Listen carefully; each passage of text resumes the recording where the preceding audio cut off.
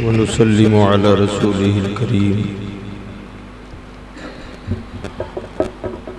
अम्मा बअदु फ़अऊज़ु बिल्लाहि मिनश शैतानिर रजीम। बिस्मिल्लाहिर रहमानिर रहीम। या बनी इसराईल अज़्कुरू निअमती अल्लती अनअमतु अलैकुम व अन्नी फ़द्दलतुकुम अलल आलमीन। सदक़ल्लाहु मौलानाहिल अलिय्युल अज़ीम व बल्लगना रसूलुहुन नबियुल अमीनुल मतीनुल करीम। मुअज़्ज़ज़ मोहतरम सामईन किराम, अस्सलामु अलैकुम व रहमतुल्लाहि व बरकातुहू। इन्नल्लाह व मलाइकतहू युसल्लूना अलन नबी या अय्युहल्लज़ीना आमनू सल्लू अलैहि व सल्लिमू तस्लीमा।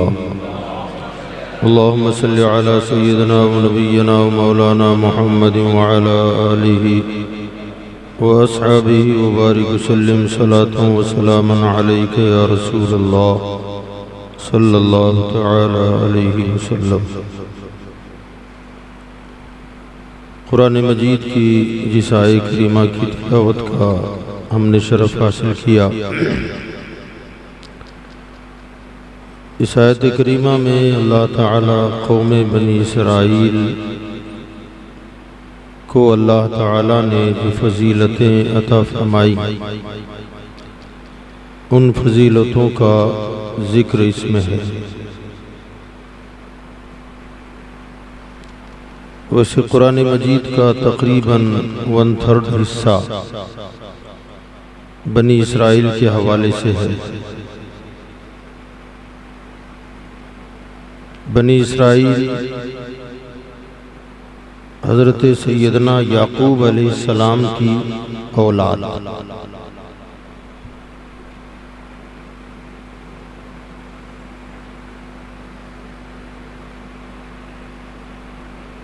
उनकी अच्छाइयाँ भी थीं, बुराइयाँ भी थीं।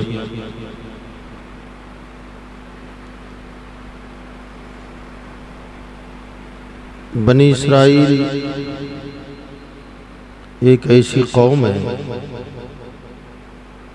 बल्कि ख़ानदान, अल्लाह ताला ने उस ख़ानदान में तकरीबन 40,000 नबी पैदा फरमाए।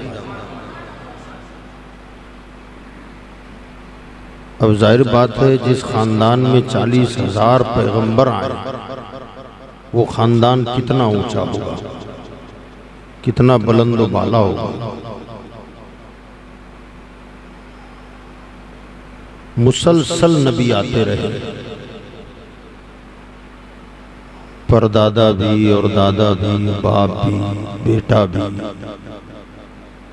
नबी दर नबी, पैगंबर दर पैगंबर, और बादशाहत भी उन्हीं के कंट्रोल में, और नबूवत और रिसालत भी उसी खानदान में।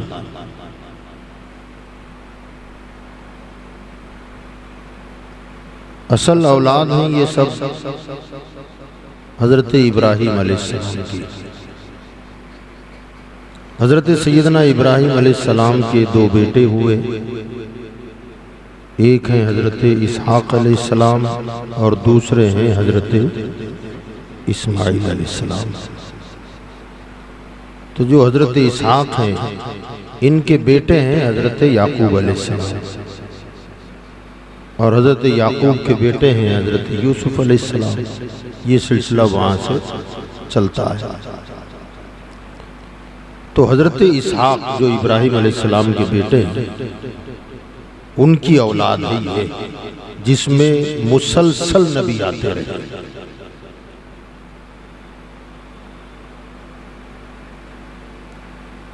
दूसरे बेटे हैं हज़रत इस्माईल अलैहिस्सलाम, वो नबी हैं, पैगंबर हैं।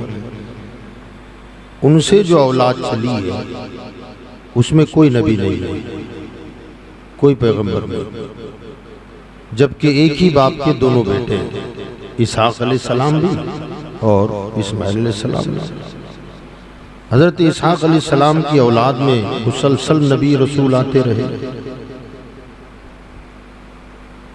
हज़ारों की तादाद में नबी आए। और हज़रत इस्माइल अलैहिस्सलाम की औलाद में कोई नबी नहीं, बस एक पैगंबर उनकी औलाद में हुए। हज़रत इस्माइल के बाद उस पूरे ख़ानदान में नबी इस्माइल और सबसे आखिर में उनकी औलाद में सदियां बीत गई, आमिना के लाल तशरीफ लाए।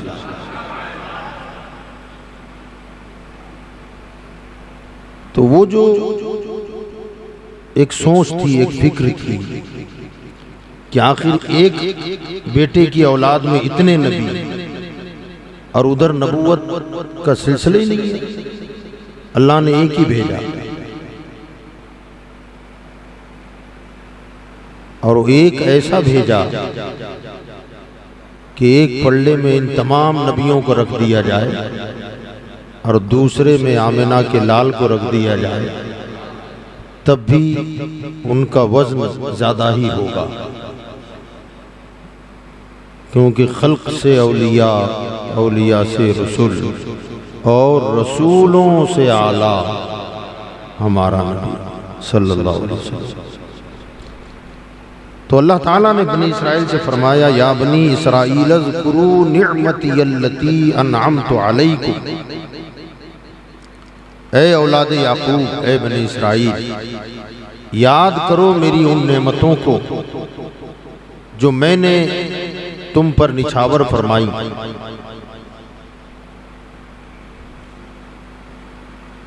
फद्दलतुकुम अलल आलमीन, मैंने तमाम आलमों में तुम्हारे खानदान को फजीलत अता फरमाई, बरगजीदा बनाया, अफजल तरीन खानदान तुम्हारा है।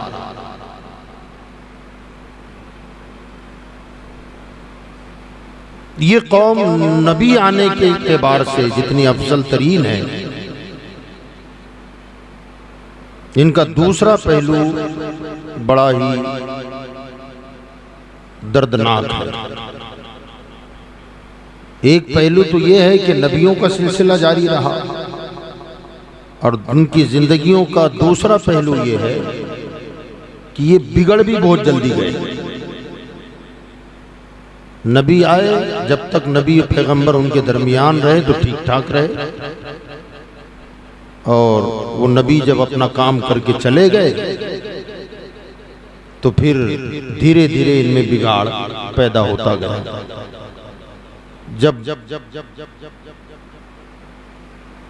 बिगाड़ की इंतहा होगी तो फिर अल्लाह नबी भेजता, फिर उनको सुधारा जाता, संवारा जाता, फिर वो कौम सुधरती, अल्लाह की तौहीद और रिसालत पर ईमान लाते और अच्छे काम करते। माहौल साजगार होता, पैगंबर चले जाते, इंतकाल हो जाता, पर्दा फरमा लेते, फिर धीरे धीरे इनमें बिगाड़ पैदा होता। तो ये बिगड़ते गए, बनते गए, सुधरते गए, ये सिलसिला इनका मुसलसल चलता रहा।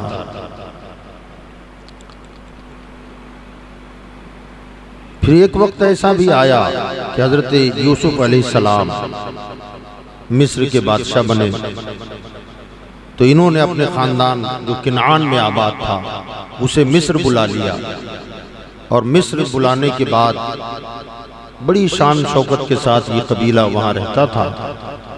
हजरत यूसुफ अलैहिस्सलाम के बाद उनमें फिर बिगाड़ पैदा हुआ। ऐसा बिगाड़ पैदा हुआ कि गुनाह पर गुनाह, पाप पर पाप, और होता भी ये है कि जो बड़े बाप के बेटे होते हैं वो अपनी अना में रह जाएं अगर, तो उनमें बिगाड़ बहुत तेजी से आ जाता है। हम कुछ हैं, फिर किसी को खातिर में न लाना, लोगों पर ज्यादती करना, जुल्म करना, हमें रोकने वाला कौन है, हम तो नबी की औलाद हैं। बड़ी बात है नबी की औलाद होना, मगर जिनके मकाम जितने बुलंद होते हैं उनको उतना ही अपने आप को महफूज रखने की जरूरत होती है।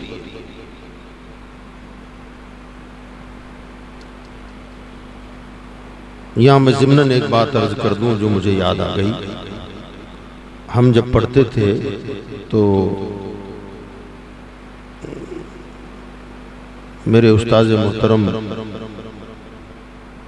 हमारे मदरसे में हमारे साथ जो तलबा सादात थे सैयद,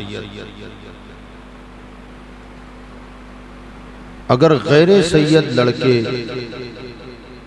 कुछ गलती कर देते या सबक याद न करते और उनके साथ अगर सादात शामिल होते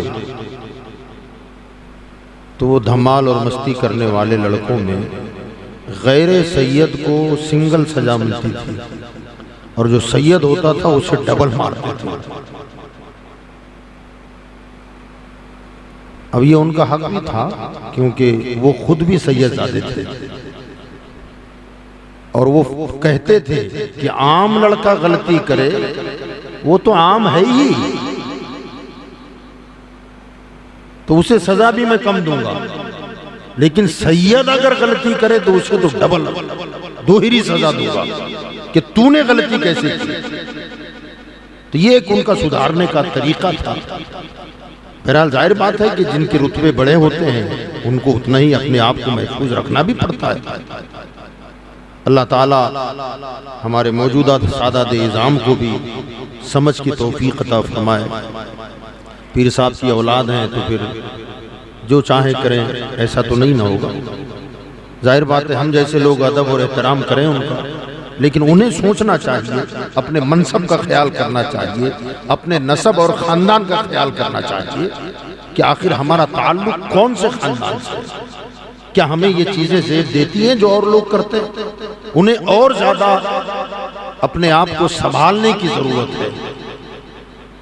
तो बहरहाल बनी इसराइल में बिगाड़ पैदा हुआ,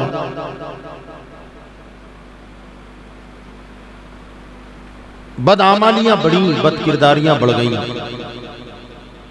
तो अल्लाह ताला ने उसी कौम पर फिरऔन को मुसल्लत किया।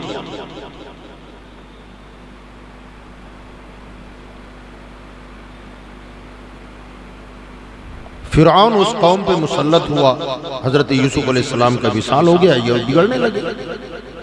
इस कदर बिगड़े कि उन पर जालिम बादशाह मुकर्रर कर दिया गया।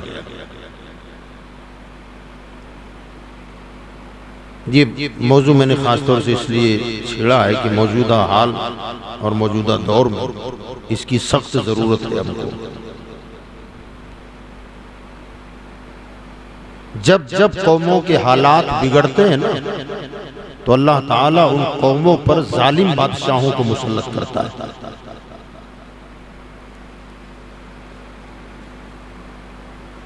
आमाल बिगड़े, किरदार बिगड़ा तो अल्लाह ताला फिर जालिमों को मुसल्लत कर देता है। एक जमाना आया था कि अरबों पर अल्लाह ताला ने हज्जाज बिन यूसुफ को मुसल्लत कर दिया था। वो इतना जालिम था, खूंखार आदमी था, हालांकि दीनी खिदमात भी उसके सुनहरी हरफों से लिखे जाने के काबिल है। दीन का काम भी बहुत किया, फतुहात भी बहुत हासिल की, मगर था जालिम, इसमें कोई शक नहीं। बल्कि ये जो कुरान पाक हमारे हाथों में है, इस पर जो एराब है, जेर ज़बर पेश तजदीद शद मद वगैरह, ये कारनामा ही हज्जाज बिन यूसुफ का है, उसी ने लगवाए सभी। वरना उससे पहले कुरान बगैर जेर ज़बर, बगैर तजदीद और बगैर जज़म के था। अगर उसी हालत में होता तो हम आज जेर ज़बर होकर नहीं पढ़ पाते। अगर बगैर एराब के कुरान होता तो सिवाय उलमा के उसे कोई हाथ ही न लगाता। तो ये कारनामा भी हज्जाज बिन यूसुफ का है, मगर था जालिम, बहुत मुसलमानों का कत्ल भी किया इसने। मुसलमान हजरत सैयदना अब्दुल्ला इब्न जुबैर का कातिल भी हज्जाज बिन यूसुफ है। अब्दुल्ला इब्न जुबैर ये हजरत सैयदना अबू बकर सिद्दीक के नवासे हैं। अब्दुल्ला इब्न जुबैर सहाबी, इनको कत्ल भी इसी ने किया है। जब ये जुल्म करता था तो लोग उस जमाने में, हालांकि अच्छा जमाना था, आज के एतबार से तो बहुत अच्छा जमाना था, उस जमाने के लोग जब हज्जाज को कहते थे कि यार आपने बुजुर्गों की सोबत पाई है, खुलफाए राशिदीन का जमाना आप जानते हैं कि कैसा था, उनका अदल इंसाफ कैसा था, वो रियाया के साथ कैसा सलूक करते थे। हजरत अबू बकर सिद्दीक के खिलाफत का ज़माना, हजरत उमर का ज़माना, उस्मान गनी का ज़माना, मौला अली शेर खुदा का ज़माना, उनके बाद अमीर माविया का ज़माना भी माशाअल्लाह बहुत अच्छा था। का तुमने उनके ज़मानों के बारे में कुछ का तो देखा है, कुछ का सुना है, तो का कम से कम उनसे तो सबक लेते। तो हज्जाज बिन यूसुफ का कहना ये होता था, वो कहता था कि अगर तुम रियाया में उस्मान गनी और मौला अली जैसे बन के दिखा दो तो मैं भी उमर जैसा बन के दिखा दूंगा। बात समझ रहे? उमर जब खलीफा थे तो उनकी रियाया में हजरत बिलाल हबशी जैसे लोग थे, सोहेब रूमी और अबू जर गिफारी जैसे लोग थे, तो अल्लाह ने उनको बादशाह भी उमर जैसा दिया। जब मेरी रियाया तुम जैसी है तो फिर तुम पर बादशाह मैं ही तो रहूंगा। यानी मतलब ये क्या, दौर बिगड़ा, लोगों के हालात बिगड़े, तो वो कहता था कि तुम्हारे आमाल का नतीजा है कि अल्लाह ने मुझे तुम पर मुसल्लत कर दिया है। वो ये कहता था, हालांकि उसे तौबा की जरूरत थी, मगर आलिम भी था, ज़हीन था, पढ़ा लिखा आदमी था, तो वो ये कहता था। मैं ये कहता हूँ कि आप जरा देखें, जब उसका कहना एक एतबार से दुरुस्त भी है, लोगों के जब आमाल बिगड़ते हैं तो अल्लाह ताला फिर किसी जालिम को उनके ऊपर मुसल्लत कर देता है। तो फिरऔन बनी इस्राइल पर मुसल्लत हुआ और ऐसा मुसल्लत किया गया कि बनी इस्राइल गुलामी के दौर में आ गए। फिरौनियों के घरों में, खेतियों में, बागात में काम करते थे, उनकी औरतें लौंडियां और कनीज हो गई। ये जमाना भी जमाने ने उन्हें दिखाया। कहां नबियों का खानदान, पे दर पे नबियों का सिलसिला, और जब आमाल बिगड़े तो गुलामी की जंजीरें इनके गले में पड़ गई और गुलामी का दौर शुरू हो गया। एक लंबा अरसा बीता, गिड़गिड़ाने लगे, तौबा करने लगे। जब पड़ती है तो फिर खुदा याद भी आता है। हालांकि हम पर जो बरस रही है ना, इसको भी एक लंबा अरसा बीता। अब तक हमें समझ जाना चाहिए था, इज्तिमाई तौर पर बात कर रहा हूँ मैं, इज्तिमाई, फर्दन चंद हजरात सुधर जाएं तो कोई बड़ी बात नहीं होती। यानी लाखों के मजमे में से अगर हजारों नमाजी हैं तो कोई खास बात नहीं है। हमारा हाल ये है, मस्जिदों में गिनती के लोग होते हैं, इबादत गुजार गिनती के लोग हैं। मटर गश्ती और आवारा गर्दी में अगर हमारा जायजा लिया जाए तो अचंभे में पड़ जाता है आदमी कि यार ये मुसलमान है। तो गुलामी का दौर आ गया। कोड़े बरसते थे, जो वो दें वो खाने को मिलता था, उनका बचा हुआ खाना पड़ता था। आज हमें ये एहसास होता है ना, कभी कभी हमको भी ख्याल आता है फलस्तीन में जो कुछ हो रहा है, हिंदुस्तान में जो कुछ होने की तैयारियां हैं, मुकम्मल तैयारी कर चुके हैं वो, हम अभी भी ख्वाब गफलत में हैं। ऐसा क्यों होता है? होता इसीलिए जब हमारे आमाल बिगड़ते, उनका झूठा खाने की नौबत आ गई। रोते थे, बिलखते थे, एहसास होने लगा कि हमारा दौर कैसा था। अल्लाह ने पूरी दुनिया में हमें फजीलत अता फरमाई, नबूवत भी हमारे खानदान में और बादशाहत भी हमारे खानदान में। अब ना नबूवत है ना बादशाहत है, कुछ नहीं है। रोने बिलखने लगे तो अल्लाह ताला को उन पर रहम भी आया। एक दिन फिरौन ने ख्वाब देखा कि बनी इसराइल का जो महल्ला था उनकी आबादी भी अलग कर दी गई। जब गिरती का जमाना आता है तो छूत अछूत के मसाइल भी खड़े हो जाते हैं। हालांकि ईमान वालों से ज्यादा दुनिया में कोई पाकीज़ा कौम हो ही नहीं सकती। और आज वो दौर आ गया हमारे सामने। हमारे साथ भी छूत अछूत के मसाइल खड़े हो रहे हैं। ट्रेनों में बसों में आप सफर करें तो देखें, आप एहसास होता है कि क्या हो रहा है हमारे साथ। तो वो उनका झूठा खाने पर मजबूर हो गए। उन्होंने फिरौनियों ने बाकायदा बनी इसराइल की आबादी अलग कर दी कि कहा ये हमारे साथ रहने के काबिल नहीं है, ये तो खाली काम काज के काबिल हैं। तो एक दिन फिरौन ने ख्वाब ये देखा कि बनी इसराइल की बस्ती की तरफ से एक आग भड़की। ख्वाब में देखा और वो आग बढ़ते बढ़ते इसके महल में आ गई और इसके महल को भी जला के राख कर दिया। ये ख्वाब से बेदार हुआ। ख्वाब की ताबीर बताने वालों को इसने बुलाया और पूछा कि मैंने ऐसा ख्वाब देखा है। तो ताबीर बताने वालों ने कहा कि बादशाह सलामत, इसकी ताबीर ये है, ऐसा लगता है कि बनी इसराइल में कोई एक लड़का पैदा होगा और वो लड़का तेरी हुकूमत की धज्जियां उड़ा देगा। जब उसका जुल्म इंतहा को पहुंचा तब उसने एक कानून बनाया। कानून क्या बनाया उसका जिक्र कुरान पाक में है।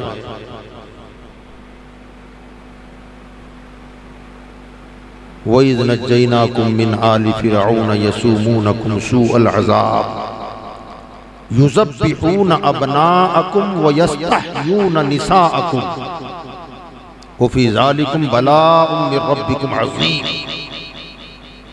फरमाया, याद करो जब फिरऔन ने कानून ये बनाया कि बनी इसराइल में कोई लड़का पैदा होकर मेरी हुकूमत को नेस्त नाबूद करेगा, तो कहा आज के बाद बनी इसराइल में जितनी औरतें हामिला हैं उनके दरवाजों पर पहरे बिठाओ,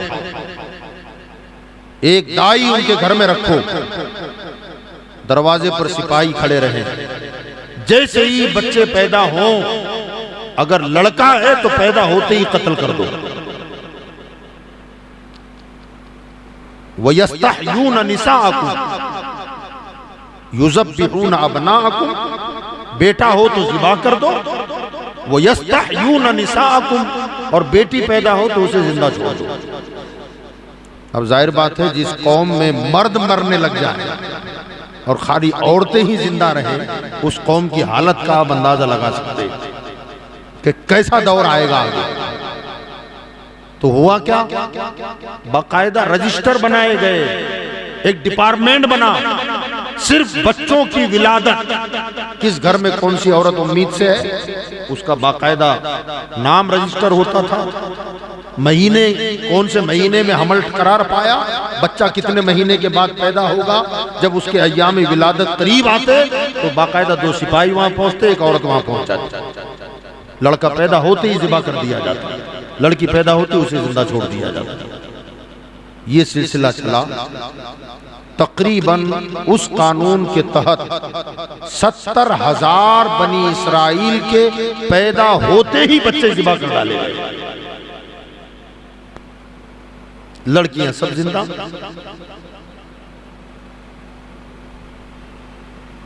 अल्लाह की शान कि उसी जमाने में अल्लाह ताला ने बनी इसराइल में हजरत इमरान नाम के एक साहब थे, उनके घर में अल्लाह ताला ने जनाब मूसा अलैहिस्सलाम को पैदा कर दिया। और फानूस बन के जिसकी हिफाजत हवा करे वो शम्आ क्या बुझे जिसे रोशन खुदा करे। कत्ल के मंसूबे तो सबसे। रात के वक्त हजरत मूसा अलैहिस्सलाम की विलादत हुई तो जो औरत डिलीवरी के लिए वहां मौजूद थी। हजरत मूसा के पैदा होते ही अल्लाह ताला ने उसके दिल को नरम कर दिया और वो बच्चे को देखते ही फिदा हो गई। बच्चे की माँ से कहने लगी, आइज उनका नाम था, कहने लगी कि चाहे कुछ हो जाए ये बच्चे को मैं मरने नहीं दूंगी, चाहे मेरी जान चली जाए, बच्चे को ज़िबा होने से मुझे बचाना है। तो वो खातून हजरत मूसा अलैहिस्सलाम की वालिदा कहने लगी, क्या करेगी? तो का फिक्र ना करो। इसने घर में देखा तो एक बकरी का बच्चा बंधा हुआ था, वो जल्दी से उसने लिया और छुरी चला दी और एक टोकरे में उसे डालकर ऊपर से ढकना बंद कर दिया। आधी रात का वक्त था और बाहर निकल गई। बाहर निकली तो बाहर सिपाही दो खड़े हुए थे। उन्होंने कहा, क्या हुआ? तो कहा, मैं समझी कि आप सो रहे हैं, लड़का पैदा हो गया था तो मैं आपको तकलीफ न देते ये समझा कि आपको क्यों तकलीफ दूं, अपने हाथ से मैंने ज़िबा कर दिया। कहा, ये टोकरे में वही बच्चा है। तो कहा, अच्छा ज़िबा हो गया? तो कहा, हाँ। कहा, मैं ले जाके दफना देती हूँ। तो उन्होंने भरोसा कर लिया उस पर। वो चली गई और जाकर के उसने जंगल में दफना दिया। ये सिपाही आ गए। अब हजरत मूसा अलैहिस्सलाम अपनी वालिदा के पास परवरिश पा रहे हैं। कुछ महीने गुजरे, चंद महीने, 2-3 महीने, फिरौन ने एक ख्वाब फिर देखा। उसने ख्वाब यह देखा कि बनी इसराइल के महल्ले से एक बहुत बड़ा अजदहा नमूदार हुआ और बड़ी तेजी के साथ इसके महल में दाखिल हुआ। ये जिस तख्त पे बैठा हुआ था वो अजदहा उस तख्त पे चढ़ा और चढ़कर उस अजदहे ने ऐसा धक्का मारा कि वो तख्त से जमीन पर गिर पड़ा। उसकी आंख खुली। दूसरे दिन उसने ख्वाब की ताबीर बताने वालों को फिर बुलाया और बुला करके कहा कि मैंने आज ये ख्वाब ऐसा देखा है। तो उन्होंने कहा कि इस ख्वाब की ताबीर ये है कि हमने जो तुझे पहले ताबीर बताई थी कि बच्चा पैदा होगा, और आज जो तूने ख्वाब देखा इसकी ताबीर ये है कि वो लड़का पैदा हो चुका है। अब ये घबराया। कहा, मैंने तो इतना पूरा का पूरा महकमा बना दिया, पूरा डिपार्टमेंट बना दिया था कि बनी इसराइल का कोई लड़का जिंदा ना रहने पाए, और फिर ये बच्चा पैदा हो गया और मौजूद है। तो उसने फौरी अहकाम जारी किए कि देखो, तलाश करो, जायजा लो, बनी इसराइल में कोई बच्चा है जो ज़िबा होने से बच गया है, तलाश करके लाओ और उसे ज़िबा कर दो। अब तलाशी होने लगी, दफ्तर खोले जाने लगे, एक एक का नाम जांचा जाने लगा, उसको किसने ज़िबा किया था, उस घर का बच्चा किसने ज़िबा किया, वहाँ किसकी ड्यूटी थी, वगैरह वगैरह। वो सारा मामला जब हुआ तो फिर इस नतीजे पर पहुंचे कि हाँ, तकरीबन हर बच्चा हमने अपने हाथों से ज़िबा किया है। एक बच्चा वो है जिसके बारे में हमने उस औरत पे भरोसा कर लिया, वहां का जायजा हमें लेना चाहिए, शायद वहां कुछ ना कुछ धोखा हुआ है। अब जैसे उस नतीजे पर पहुंचे तो सिपाही घोड़ों पर सवार होकर हजरत मूसा अलैहिस्सलाम के घर की तरफ दौड़े। हजरत मूसा अलैहिस्सलाम की बहन का नाम है मरियम। उस वक्त हजरत मूसा अलैहिस्सलाम अपनी बहन की गोद में तशरीफ फरमा थे। उनकी बहन ने घोड़ों के टापों की आवाज सुनी। जैसी आवाज सुनी तो उसे महसूस हुआ कि सिपाही इधर आ रहे हैं। दरवाजे पर नजर गई तो वाकई घोड़े दौड़ते हुए नजर आए। लड़की घबरा गई। घर में तंदूर था, जल रहा था, दहक रहा था। घबरा करके उस बच्ची ने हजरत मूसा अलैहिस्सलाम को तंदूर का ढक्कन खोल के जलती आग में डाल दिया और ऊपर से ढकना बंद कर दिया। सिपाही दौड़े दौड़े अंदर आए। कहा, यहाँ कोई बच्चा है? तो उन्होंने कहा, ना, हमारे घर में कोई बच्चा नहीं। मकान का कोना कोना छान मारा, बच्चा कहीं भी नजर नहीं आया। कहा, यार गलती हो गई है, घर में तो बच्चा ही नहीं है। पुलिस सारा कुछ तलाश करके बाहर निकली। माँ घबराई हुई बेटी से पूछ रही है, मेरा बेटा? तो कहा, माँ मैंने तो उसे जलती हुई आग में डाल दिया, ऊपर से ढकना मैंने बंद कर दिया। माँ रोने लगी। कहा, बेटी क्या कर दिया तूने?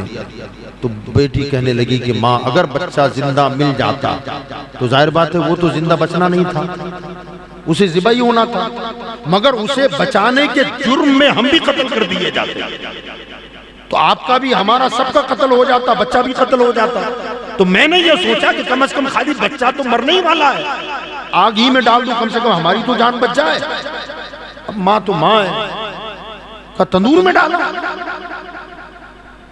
माँ की ममता जागी और दौड़ती हुई गई, ढकना खोला तो क्या देखते हैं कि बच्चा आग में ऐसे खेल रहा है जैसे फूलों में खेल रहा है। जल्दी से माँ ने उठाया, एक जर्रा बराबर भी कहीं आग ने हजरत मूसा अलैहिस्सलाम के जिस्म पर कोई असर नहीं किया। वो इज़ नज्जैनाकुम मिन आलि फिरऔन यसुमूनकुम, अल्लाह फरमाता याद करो जब अल्लाह ने तुम्हें फिरऔन के जुल्म से और उसके अजाब से नजात अता फरमाई।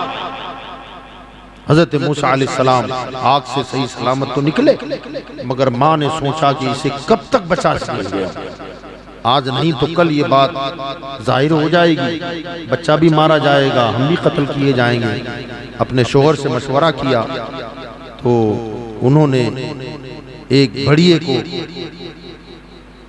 अपना हम ख्याल बनाया, उसने संदूक बना दिया और कहा कि बच्चे को संदूक में सुला दिया और रात के वक्त जाकर माँ और बाप ने बच्चे को दरिया की बहती हुई लहरों के हवाले कर दिया।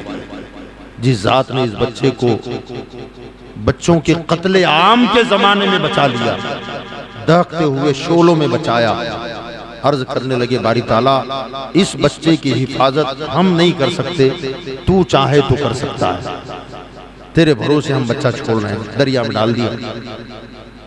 अब दोनों माँ बाप घर चले आए। अल्लाह की शान, अल्लाह की कुदरत कि वो दरिया में बहता हुआ फिरऔन ने दरिया से एक चश्मा, एक नहर काट कर अपने महल के बाग से गुजारी। तो वो दरिया में बहता हुआ आया और उसी नहर में दाखिल हो गया संदूक, और जा करके उसके बाग में किसी टहनी से उलझ गया और वहीं रुक गया। दूसरे दिन सुबह फिरऔन की बीवी सैर व तफरी के लिए जब बाग में आई तो देखा संदूक है। सिपाहियों से कहा कि निकालो इसे। जब निकाला गया तो उसमें बच्चा। फिरऔन को पता चला तो फिरऔन कहने लगा हाँ यही वो बच्चा है जो मेरी हुकूमत को नेस्तो नाबूद करेगा, और ये मेरा बुलंद मकाम कि मैं उसे गली गली ढूंढ रहा हूं और ये बच्चा खुद यहाँ चल के आया ताकि मैं उसे कत्ल कर दूं। अल्लाह ताला ने उसकी बीवी के दिल में बच्चे की मोहब्बत डाल दी। कहा कि एक बच्चे के लिए कितने बच्चे ज़िबा कर डाले थे, और दरिया तुझे मालूम है कहां से आ रहा है? बनी इसराइल तो यही आबाद है, क्या पता कहां से आ रहा होगा, क्यों ना हम इसको अपना बेटा बना ले। बीवी ने कुछ समझाया कि कितने बच्चे ज़िबा कर डाले, उसके दिल में भी कुछ अल्लाह ने डाल दिया। उसने कहा ठीक है अब तेरी मर्जी है तो संभाल।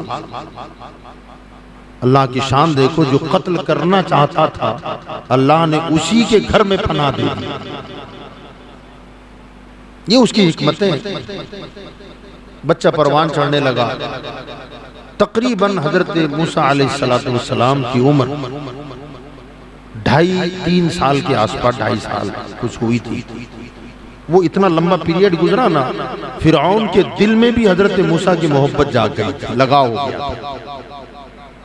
एक दिन महल में आपको गोद में लेकर टहल रहा है, हजरत मूसा अलैहिस्सलाम ने उसकी दाढ़ी पकड़ी और एक थप्पड़ मार दिया।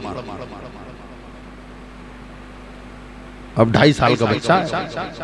अब जैसे थप्पड़ लगा तो ये तिलमिला गया।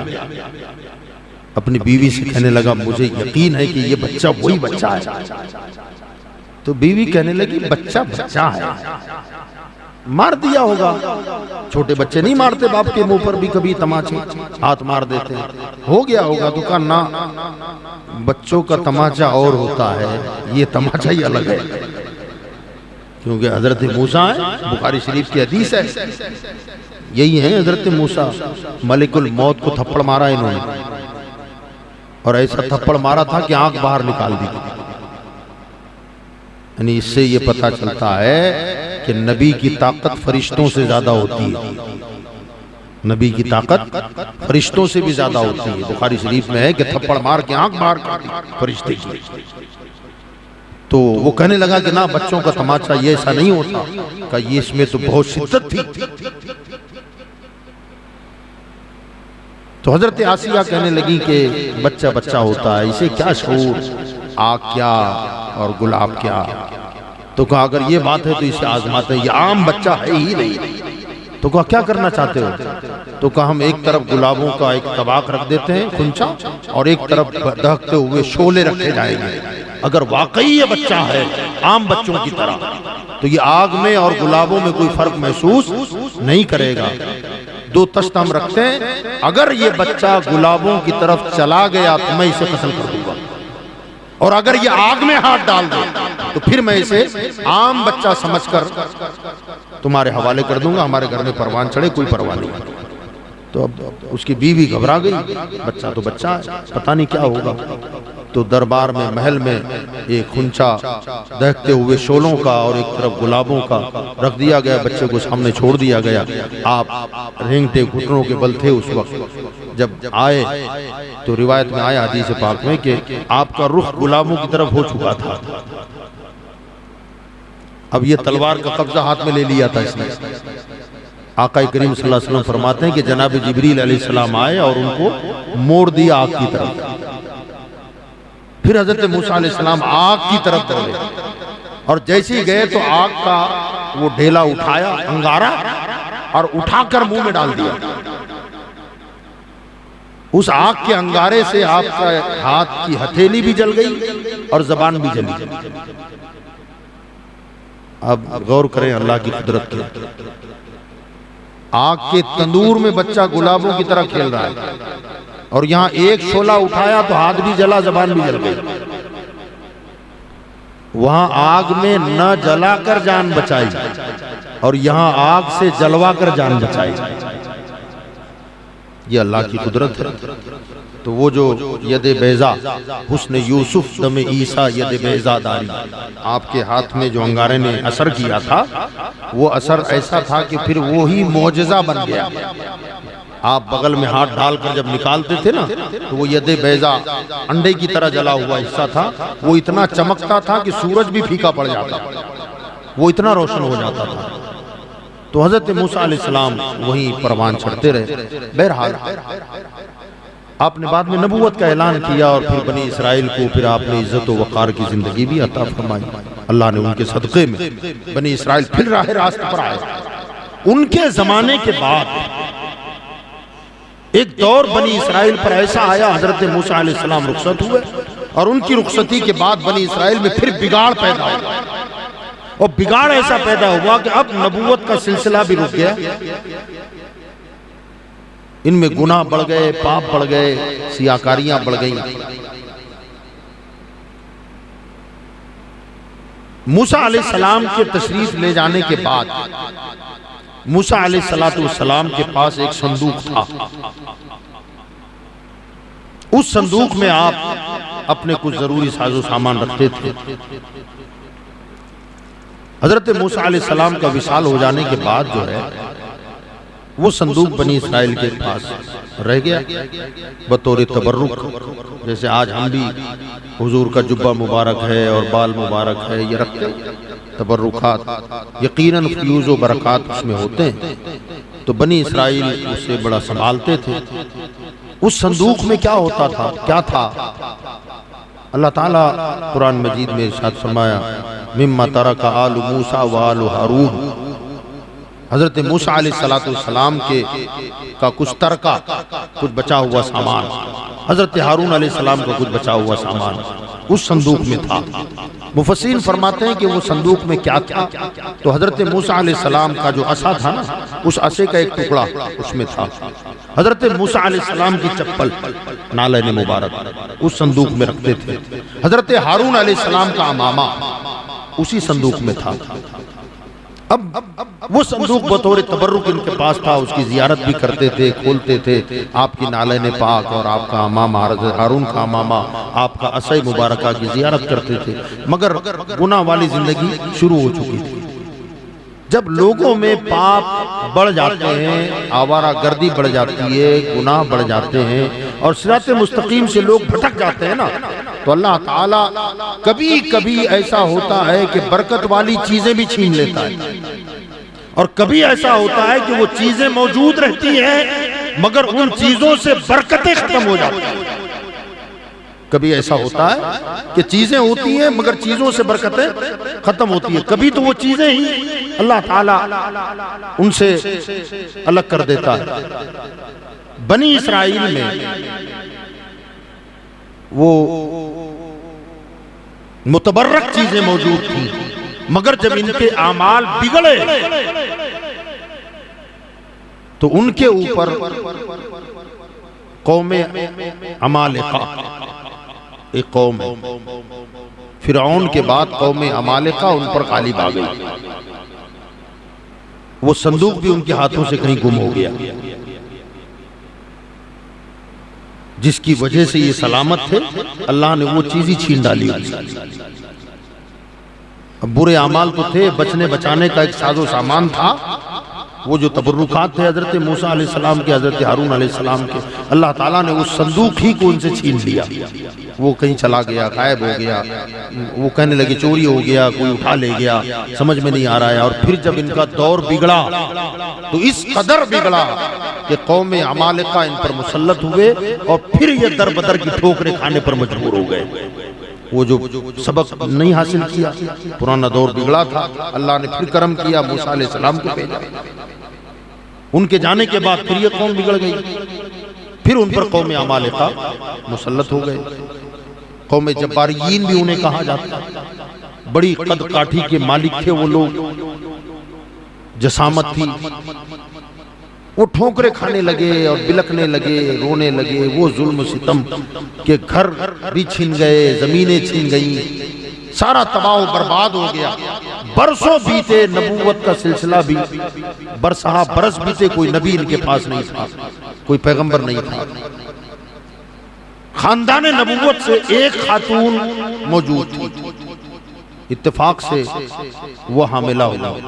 पूरी कौम रोने लगी, दुआ करने लगी कि मौला, असल नबूवत के खानदान की एक चश्मो चराग, एक खातून बची है, इनके यहाँ उम्मीद है, मौला इनके यहाँ जो बच्चा पैदा हो अपना करम कर दे कि वो नबी बना जाए, वो नबी बच्चा हो तो नबी पैदा हो।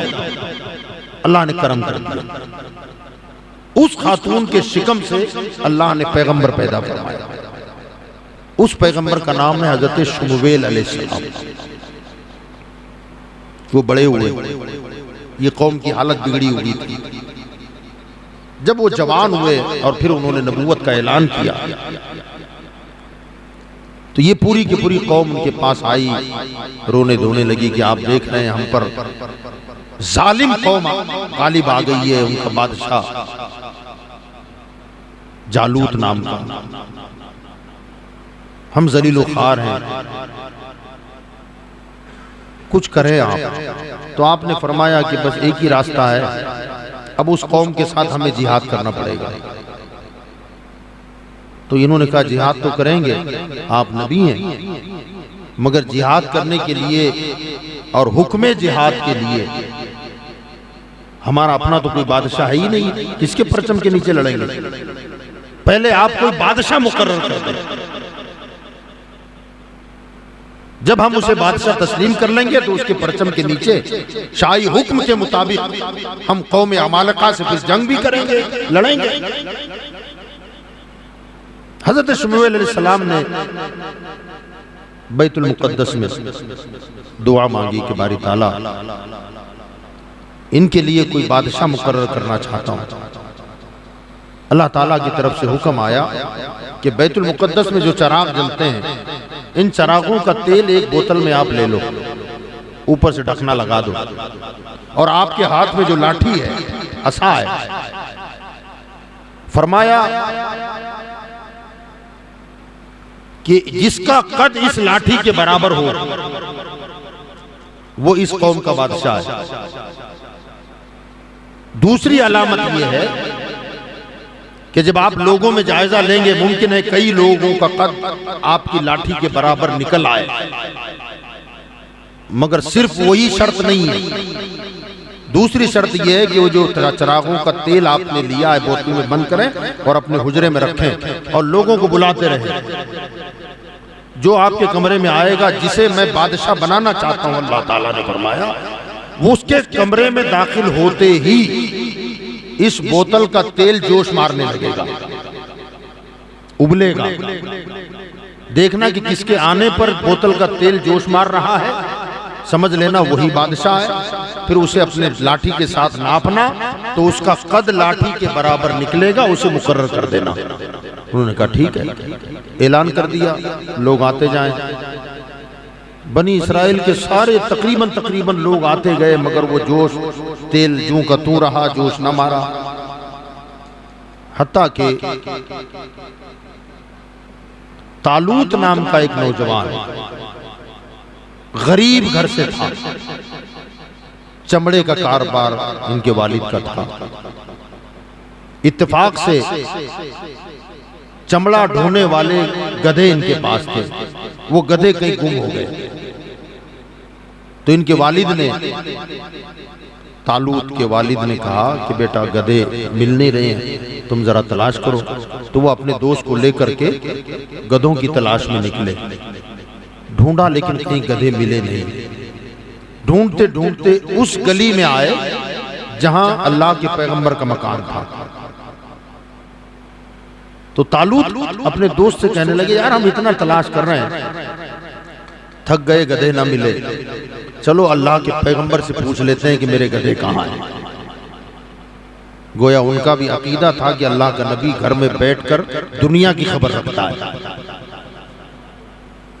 अब जैसे ये दोनों अंदर दाखिल हुए, सलाम किया, तो वो जो बैतुल मुकद्दस के चरागों का तेल बोतल में रखा हुआ था, वो इतना जोश मारा कि उस बोतल का ढक्कन खुल के दूर जाके गिरा। हजरत शुमैल अलैहिस्सलाम ने जैसे ही देखा तेल, तो मुस्कुराए, कहा अच्छा बनी इसराइल का बादशाह आ गया। अब ये दोनों लगे एक दूसरे का मुंह देख रहे हैं कि बादशाह। आप फौरन खड़े हुए और आपने अपनी लाठी, दो बंदे थे जो आए थे, एक से नापी तो वो छोटा निकला, दूसरे को नापा तो वो उसका कद बराबर निकला। कहा हाँ ये बादशाह है। उस लड़के का नाम था तालूत। क्या नाम था? तालूत नाम का। तुम बादशाह हो।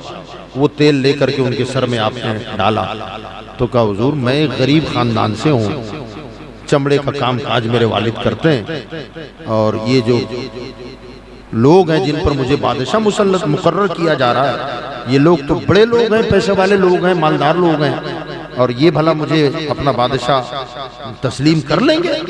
तो आपने फरमाया कि मैंने मुकर्रर नहीं किया है तुझे बादशाह, तो अल्लाह ने मुकर्रर किया है। कहा ये मानेंगे? बनी इसराइल को सबको जमा किया और कहा कि तुम लोग कहते थे ना कि कोई बादशाह की जरूरत है, तो कह लो ये जो तालूत है अल्लाह ने इसे मुकर्रर किया है कि ये तुम्हारा बादशाह है।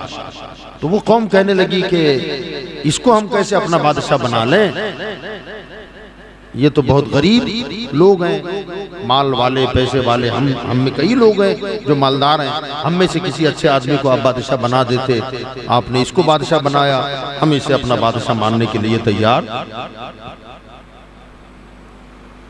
वक़ाल लहुम नबियुहुम इन्नल्लाह क़द बअस लकुम तालूत मलिका।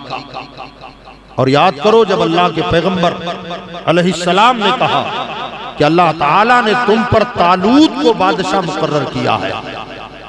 वक़ाल लहुम नबियुहुम इन्नल्लाह क़द बअस लकुम तालूत मलिका।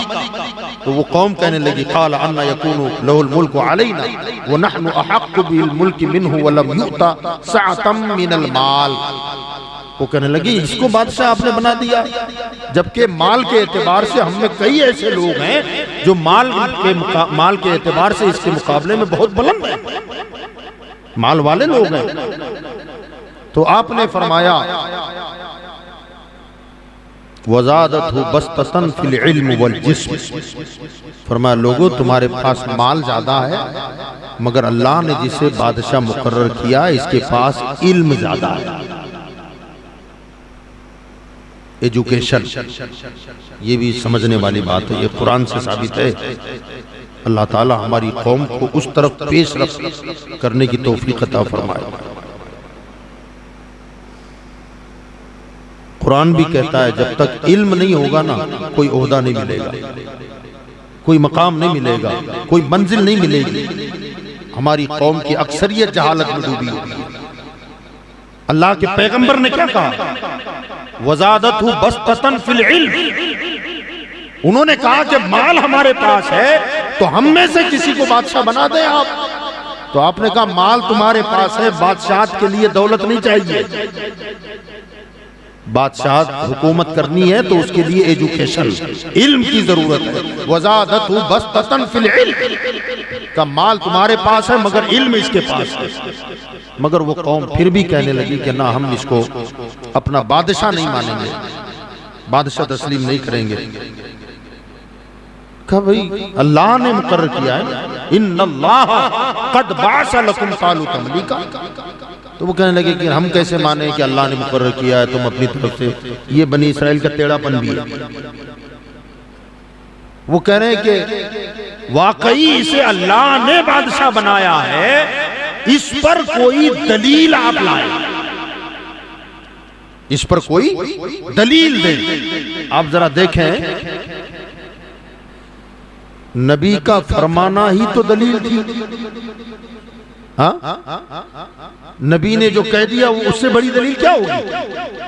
मगर ये टोला ऐसा टोला था, नबी कह रहे हैं कि अल्लाह ने इसे बादशाह मुकर्रर किया है, तो कहते हैं कि अल्लाह ही ने मुकर्रर किया है, इस पर कोई दलील आप लाए, कोई निशानी पेश करें। तो हज़रत शमूएल अलैहिस्सलाम ने जो फरमाया उसको कुरान कहता है, वक़ाल लहुम नबियुहुम इन्न आयत मुल्किही अन यातियकुमुत ताबूत फीही सकीनतुम मिर रब्बिकुम व बक़िय्यतुम मिम्मा तरक आलु मूसा व आलु हारून तहमिलुहुल मलाइका। फरमाया इसको बादशाह अल्लाह ने मुकर्रर किया है, उसकी निशानी ये है कि वो जो संदूक हजरत मूसा का था और तुमसे गुम हो गया, वो संदूक आएगा। अल्लाह ने जो तुमसे छीन लिया है, फरमाया इन आयत मुल्की अन यातियकुमुत ताबूत, वो ताबूत जो तुमसे छीना गया था वो ताबूत तुम्हें मिलेगा। तब तो तुम मानोगे कि ये वाकई अल्लाह ने इसे बादशाह बनाया है। तो कहा वो कैसे मिलेगा। फरमाया तहमिलुहुल मलाइका, उसे फरिश्ते उठा के लाएंगे, उसे फरिश्ते उठा के लाएंगे। तो कहा हाँ, अगर वो संदूक आ जाता है तब हम मानेंगे कि वाकई ये लड़का, ये नौजवान को अल्लाह ने बादशाह बनाया है। अब पूरा मजमा मैदान में जमा है, इतने में सब ने देखा कि आसमान से वो संदूक उतर रहा है।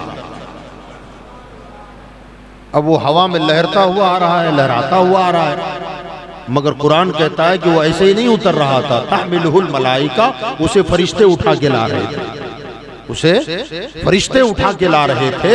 अब जब वो आया नीचे और उतर गया, तब सारे बनी इस्राइल ने कहा कि अब हमने मान लिया कि वाकई अल्लाह ने इसे बादशाह मुकर्रर किया है। अगली बात तो हम कल अर्ज करेंगे इंशाअल्लाह, मगर अभी मैं यहाँ एक बात अर्ज कर दूं।